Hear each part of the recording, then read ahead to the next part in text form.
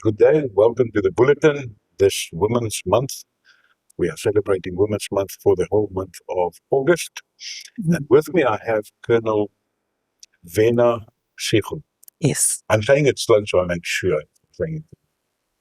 He's the station commander of Secunda SAPS. Thank you very much for joining me. I know you were very nervous because I had a lot of questions, but I don't have that many questions. We've worked them out. Thank you for joining us. I'm going to start right at the beginning. So this is about Women's Month, and we're going to talk women's things. We're not going to talk crime statistics and so on.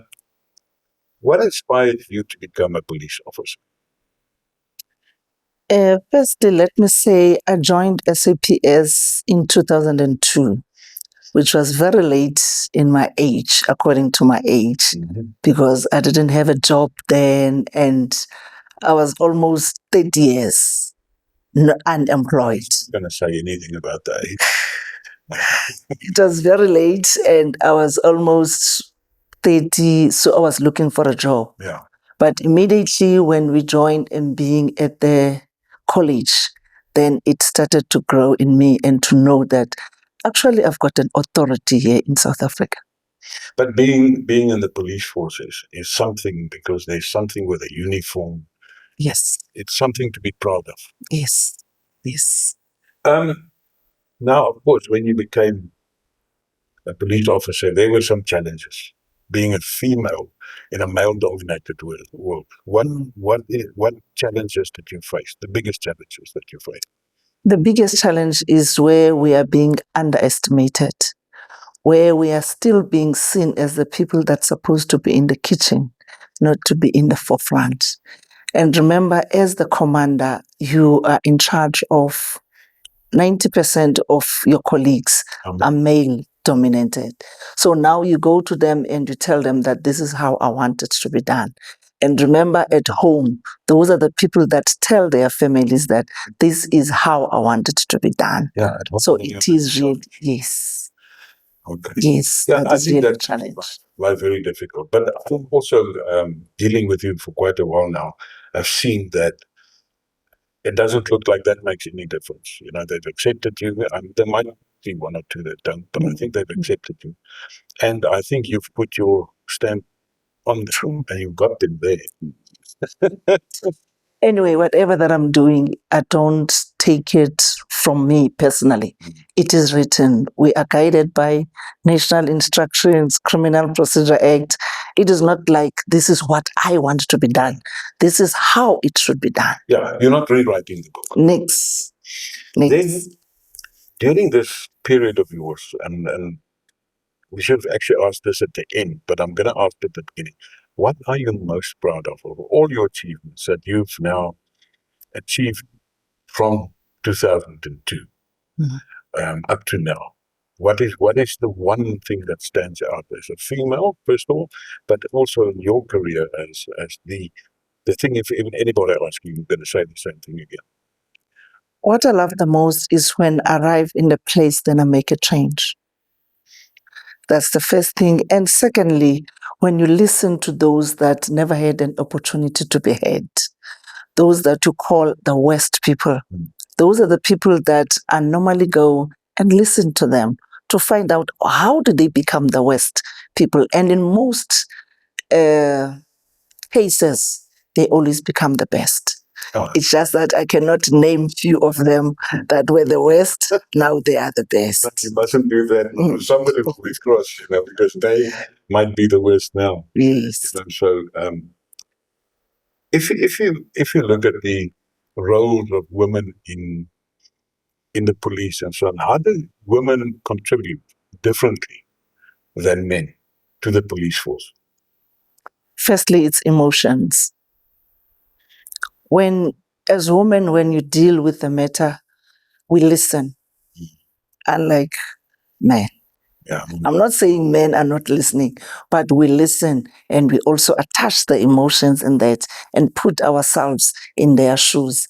And most of us are having experience in that. When it comes to violence. Yes, I was about to say, now that we are dealing with crimes against women and children, who is the woman? Mm. Who's bearing the child? Yeah. Who's carrying the child? It's the woman. So in most cases, we prioritize and look at it as things that we need to focus on because it's one of us. And 90% of the cases that are being opened are against women and children. Most of them are TV related. Yeah, men don't normally come and report it. Yes, yes. All right, then we asked about your challenges, but what are female officers, especially the young ones, what are the type of problems that they face? You know, is it biased against women, or is it I don't know. Like I said earlier, firstly is to be underestimated, that you cannot do a job because you're a female. And secondly, it's just for us that we take things too serious. And sometimes it is against us to take things too serious. We don't let some battles to pass. We fight every battle that comes on our way, and of which sometimes there is no point to do this. We must just choose our battles. Yeah. Yeah, you can win the war. You don't have to win all. Yes, you don't have to win all. Well, you know, you've become an officer. I know we've had when you came here, we went through a number of questions as well. I remember we stood in your boardroom. We sat that one night. Do you think that women in the police force is occupying enough leadership roles, or is the women still being pushed down? For now, I don't think we are not even half of the maids that are still on a upper level, on the management level. Yes, there are females there, but it is not enough. It is still not enough. And let me ask you this. We didn't discuss this, but what do we do to change that? Is there anything that you can think of, or are you going to say, don't say this now?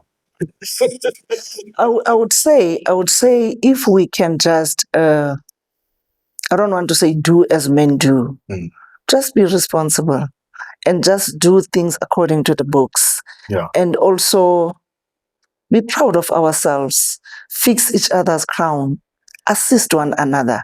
I think we will go up. Support each other. Yeah. That's the most important thing, to support each other.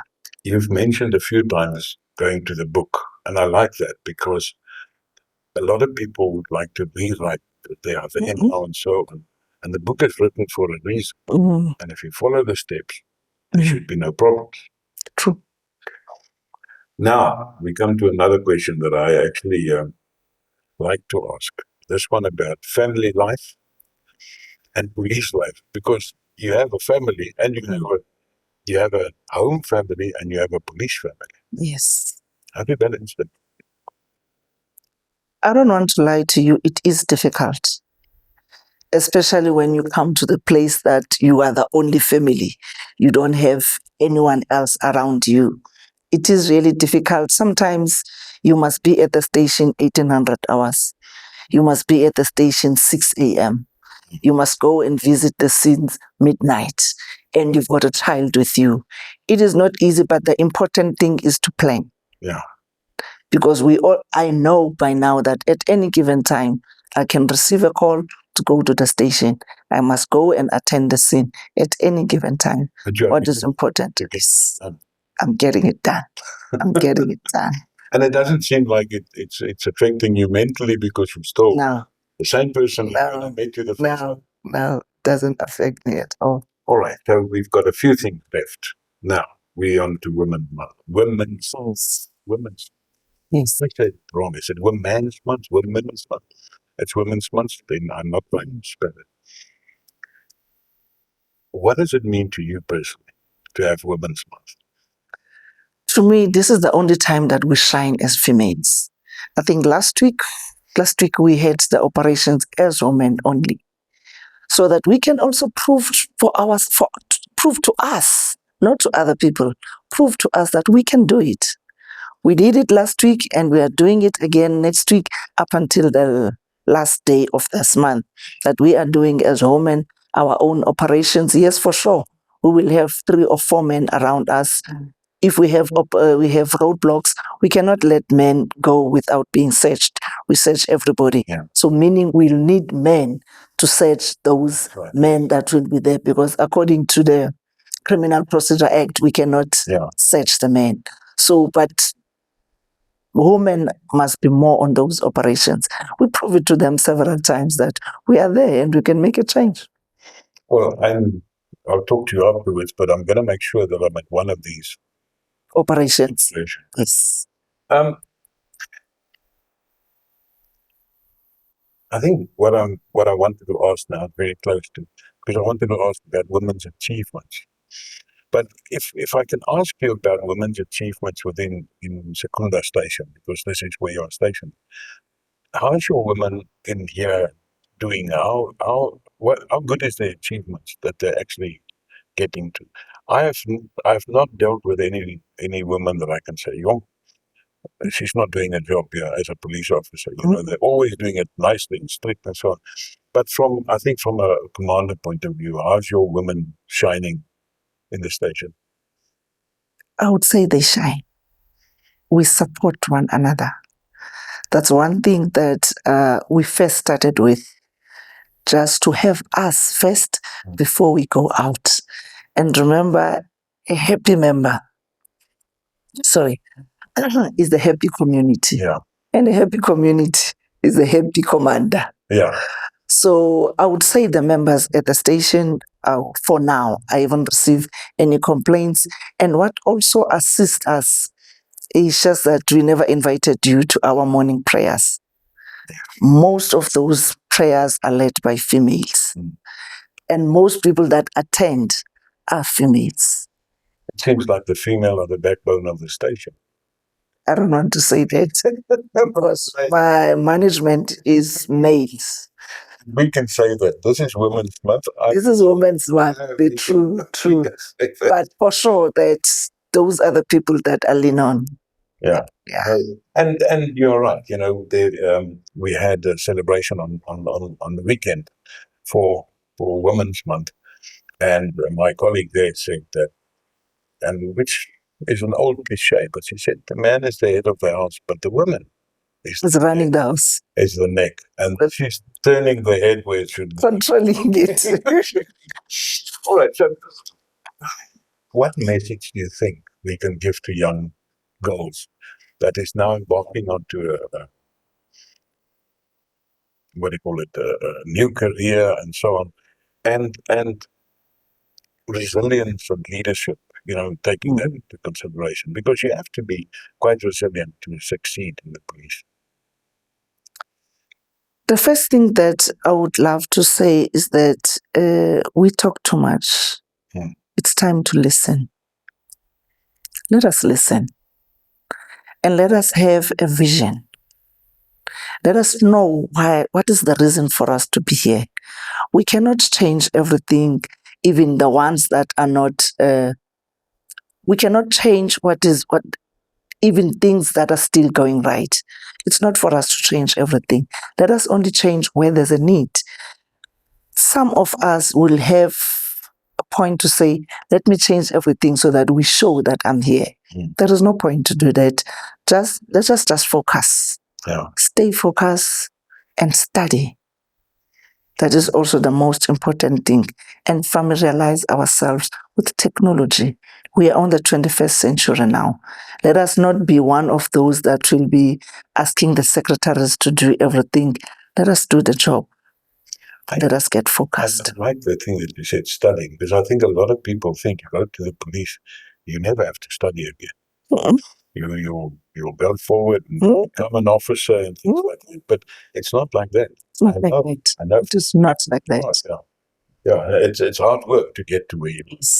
Yes. And there's also the belief that you must have a relationship for you to go up. It is not like that. You work hard, you pave your own way.